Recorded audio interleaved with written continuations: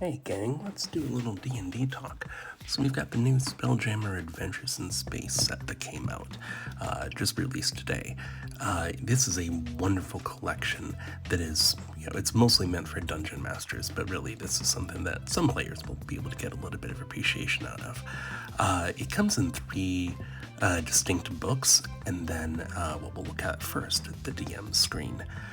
I don't yet know what this cool fish creature is, but I need to focus on this. Is that a flump wearing a cowboy hat? That's the most important thing in the world to me. To be honest, a flump in a cowboy hat is probably the greatest thing I've ever seen.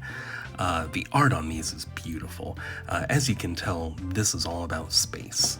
This is all about realm space, which is realm space, wild space, all these different things.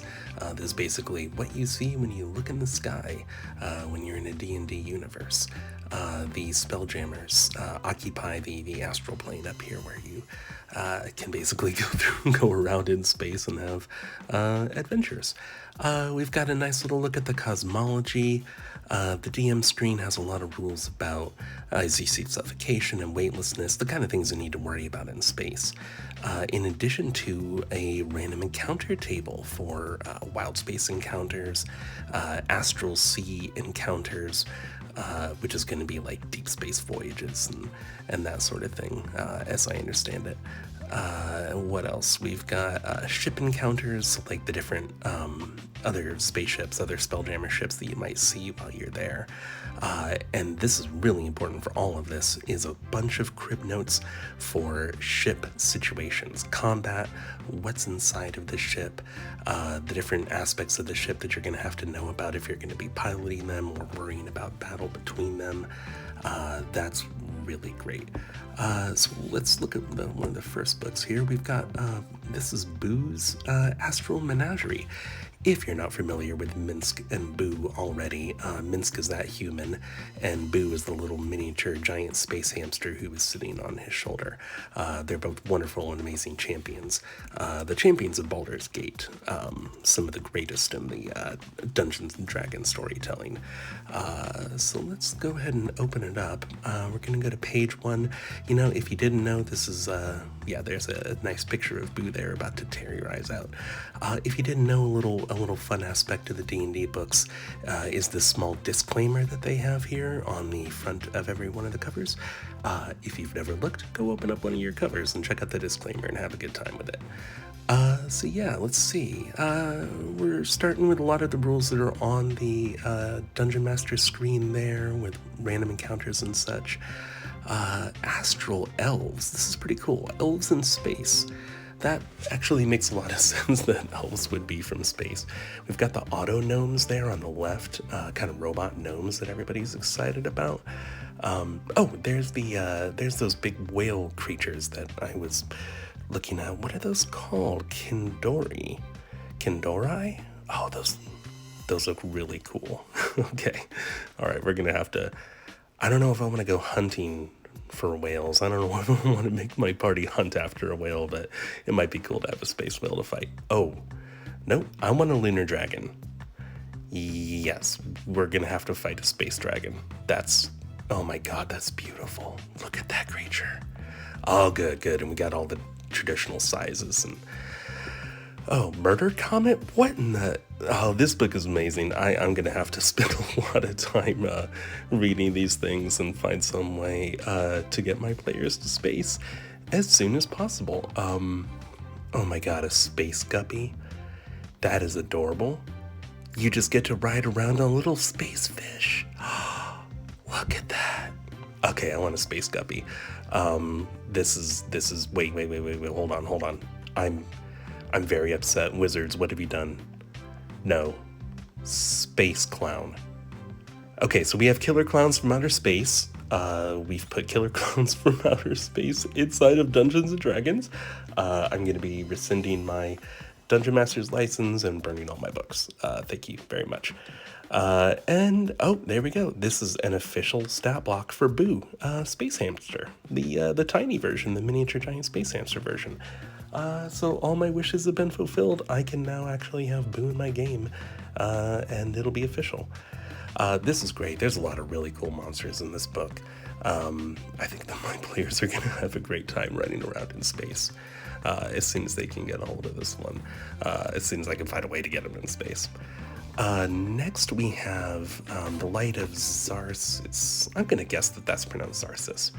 I don't want to go too much into this because this is for the Dungeon Masters, but this is for characters level 5 through 8. So this would be a really good way if you've already got your players kind of running around in the world and they've explored a little bit. Maybe you get them up into space starting at level 5 and allow them to... oh, this is some cool dice on the front. I wonder what that has to do with it. But yeah, I'm not going to go too much into this book because this is for the Dungeon Masters, this is the adventure, and most people don't need to know about it. So we're just going to put this away. I'll read it myself later. But yeah, don't worry about that one too much unless you're a Dungeon Master. And then last, this is, to me, this is the really cool part. What we really need, which is basically a miniature Dungeon Master guide that is built specifically for wild space, for realm space, for adventures in the astral sea. So this is really cool, the Astral Adventurer's Guide. Let's see, when we pop this open, we get a, there's gonna be, let's see, it's a lot of the same kind of content that's on the D&D screen again, but a little bit bigger. The 3 parts of it, let's see. New material for players, including backgrounds and race options.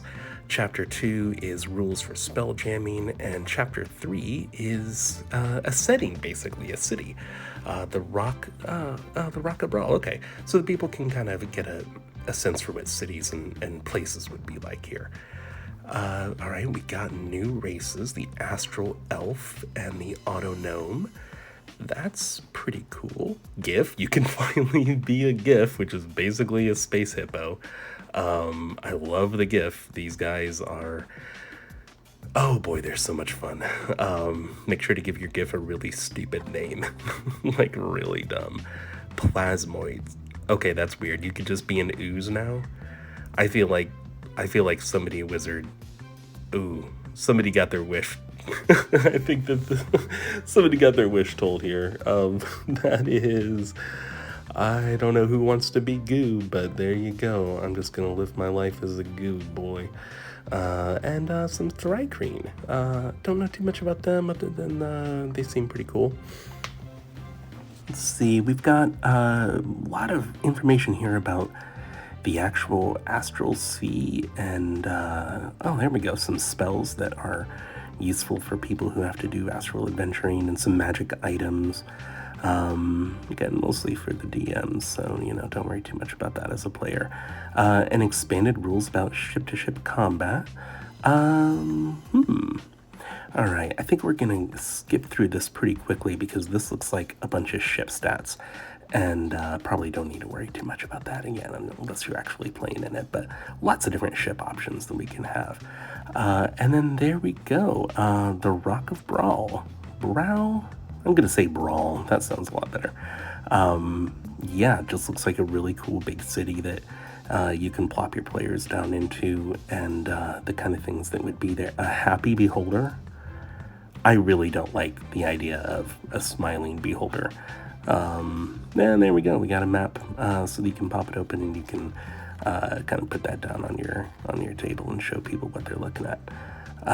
This is great. I'm very excited about this book ever since the folks from Acquisitions Incorporated, the C team, went to space. I've been very interested in this, so hopefully I'll be able to get to have some fun with it and get my players involved, even if it's just a little bit. But yeah, welcome to Spelljammers. This is exciting.